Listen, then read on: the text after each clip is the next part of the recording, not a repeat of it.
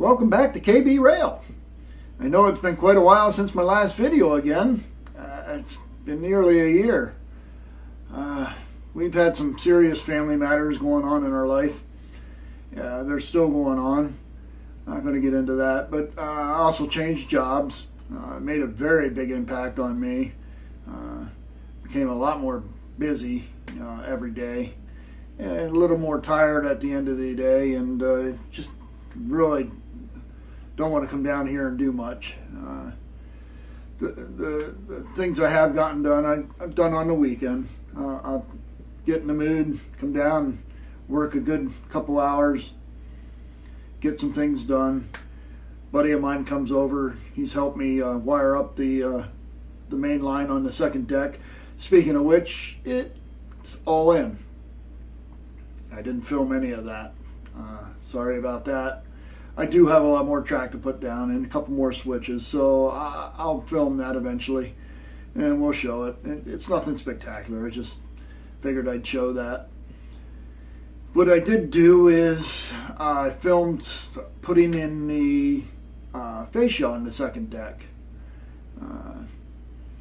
It's complete. It's painted. Bill boxes are up. Labels are up for the towns. I also came up with another little idea of marking the switches on the fascia so you know what the switch number is for each switch as you're walking around the layout. If you don't have a paper telling you, this one right here is 104 and it's directly in line with it.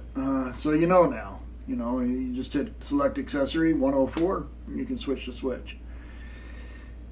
I'll show you that later in the video. I'll show you the bill boxes, my car cards. Kind of copied what we did at the club. We took pictures of every car and actually put that picture on the car card. So now not only do you have a description of the car, you have a picture of it. So it gives you a good idea, when you're looking for a car in a siding, what car you're looking for. I'll show you that as well. The bridge scene is coming along well. I put in cardboard stripping, plaster cloth. Didn't film that part, but I did film putting down the gypsylite. I've got a lot more scenery to do, so in a future video I'll show you putting down cardboard stripping and the plaster cloth and the whole process. The only thing left to do on the bridge scene right now is scenery.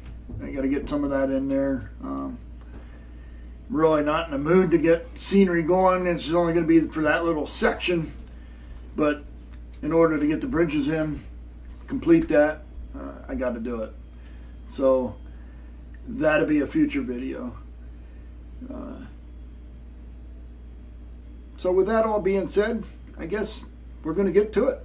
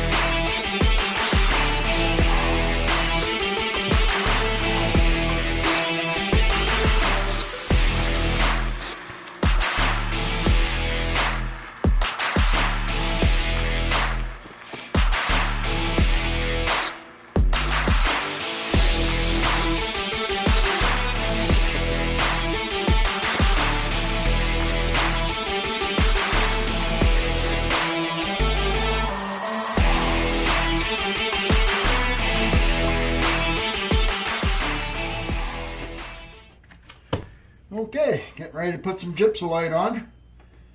Mixed up. And just smear it on there and away we go. You can do a little terraforming with this too. I mean, it's pretty thin right now, but it will get a little stiffer as we go. And Kind of got to work a little fast with this, but you'll see it gives you a good coating on your plaster cloth, and a heck of a lot more realism than just plaster cloth, and maybe just laying some paper towels covered in plaster over top of that. It can get a little rough in areas, and you got to try to smooth it out where you want it. But other than that, it's great stuff to work with. So I'll probably speed this process up a little bit on the video, and we'll show you the end result.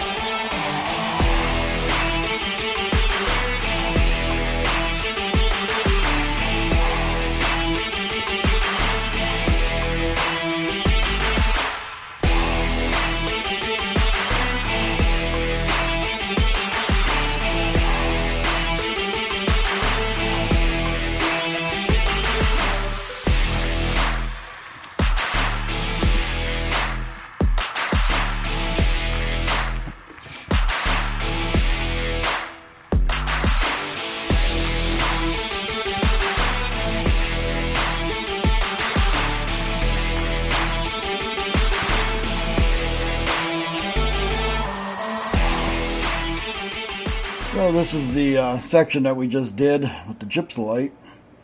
You can see there that I have a little bit of a wall going on there at the end of that line.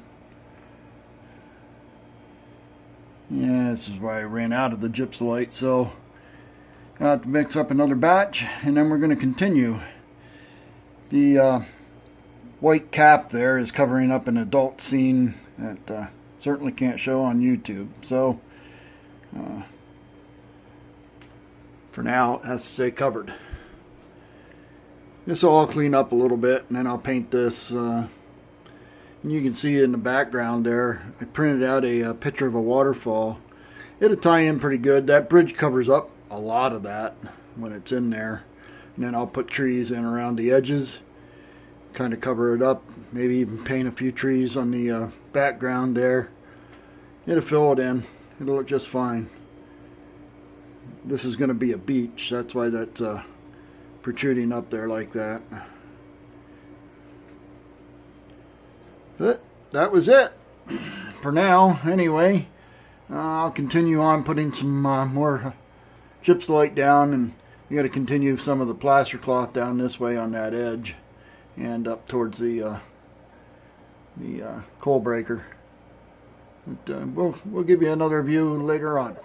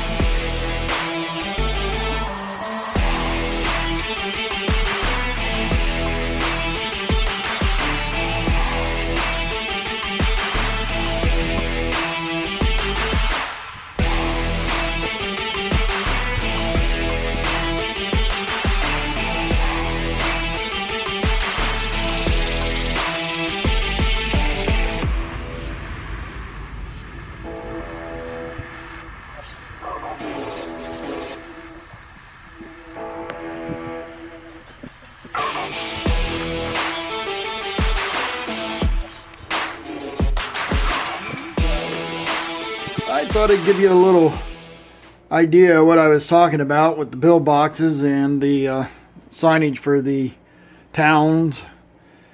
Obviously this is the town of Lindsay Heights. That's my oldest daughter. And then I label the bill box the same. The signs aren't always right next to the bill box.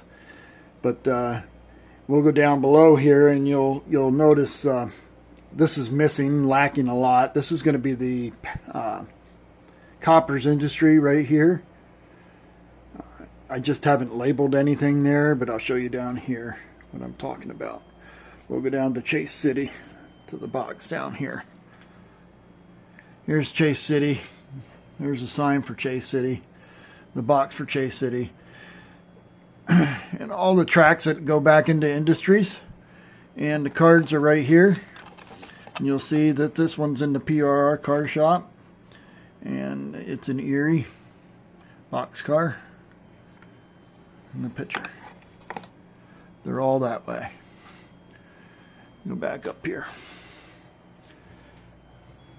This is Ridgedale Yard. This is the Koppers facility that goes over there. The two bridges sit in here right now. This is a smaller turntable, and I have another roundhouse to go right there. This will lead up to the Industries for the meatpacking plant, which was in Rapid City, South Dakota, where I lived for 4 years. I worked at the packing plant. And then the line back in the back there leads down to the power company. This out here in the front obviously is the main line. Goes down to a reverse loop. And that'll be all mountain.